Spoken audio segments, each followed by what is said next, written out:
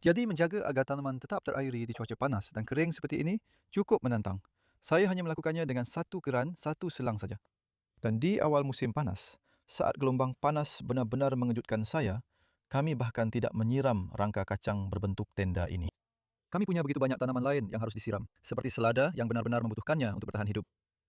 Lalu saya terkejut dengan senang hati melihat, wow, kacang borloti ini yang memang untuk kacang kering, ternyata ada cukup banyak di sini dan polongnya terbentuk dengan sangat baik. Jadi bahkan tanpa air, saya pikir kacang-kacang ini bisa tumbuh. Buncis membutuhkan air lebih sedikit dibandingkan kacang runner, seperti yang akan kita lihat sebentar lagi. Ini adalah Cube Blue, yang merupakan benih yang saya dapatkan di Chelsea, dan mereka terlihat cukup bagus. Jadi kami mulai menyiramnya sekarang, baru dalam 10 hari terakhir, dan itu benar-benar memberikan perbezaan. Dan sebagai hasilnya, kami sudah memetik cukup banyak buncis. Ini contohnya, Kentucky Wonder. Dan juga saya telah menanam beberapa buncis kerdil yang akan dipanen pada awal musim gugur. Jadi kamu bisa menikmati musim kacang yang panjang, kamu tahu. Ini belum selesai semua. Dan hal yang sama juga berlaku untuk bawang peri sebenarnya. Jadi ini adalah bawang peri kecil yang mudah-mudahan akan dipanen pada bulan Maret atau April mendatang. Dan kamu bisa lihat bagaimana kami menyiramnya hanya di sepanjang baris di atas bedengan. Jadi ya, mencari cara untuk memberikan cukup air pada tanaman agar setidaknya mereka bisa bertahan hidup. Saya rasa sebagian besar yang kami lakukan ia itu. Yang penting sekarang bukan membuat tanaman-tanaman ini tumbuh subur sepenuhnya. Daun bit kami sama sekali belum menyiramnya sampai kemarin karena tanaman itu memang tahan terhadap kondisi kering. Sedangkan untuk selada di belakangnya kami siram setiap 2 atau 3 hari sekali.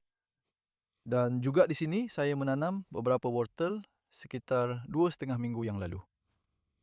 Dan menyiram alurnya, lalu membiarkannya beberapa hari. Dan sekarang kami hanya menjalankan selang naik turun di sepanjang baris yang sekarang bisa Anda lihat. Saya sangat senang melihat itu. Dan jaring ini untuk melindungi dari kelinci karena saya kehilangan penanaman pertama di sana akibat kelinci. Saya tidak menutupinya dengan jaring dan semuanya hilang.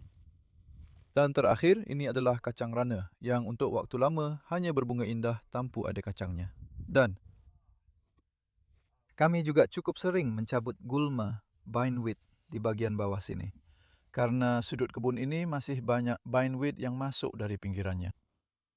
Pokoknya, 2 minggu lalu saya pikir, baiklah, saya harus lihat apa yang bisa saya lakukan dan mulai menyiram tanaman-tanaman ini. Saya penuh harapan, tapi mereka masih lambat berbuah. Malam-malam terlalu hangat, saya rasa itu faktornya. Ada cukup banyak perdebatan tentang hal ini. Apa sebenarnya yang disukai atau tidak disukai oleh kacang rana. Tapi sekarang malam-malamnya sedikit lebih sejuk. Sekitar 50-an, bukan 60-an. Jadi sekitar 14 derajat, 15 derajat di malam hari, bukan 18. Dan Anda bisa lihat kacang Benchmaster ini sudah membentuk polong dengan baik dan akan segera mulai memanennya.